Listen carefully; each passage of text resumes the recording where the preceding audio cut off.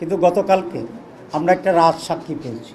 সেই রাজসাক্ষীর নাম হচ্ছে সাবেক উপদেষ্টা অধ্যাপিকা রিজওয়ানা, অ্যাডভোকেট রিজওয়ানা।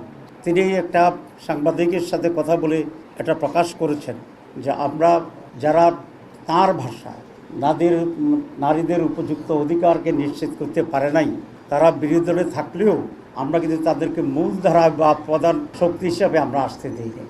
তাহলে বোঝা যায় আমরা যে ইলেকশন ইঞ্জিনিয়ারের যে কথা আসছিল বা আসছে, সেটাকেই উনি নিজেই স্বীকার করে রাজসাক্ষী হয়েছে।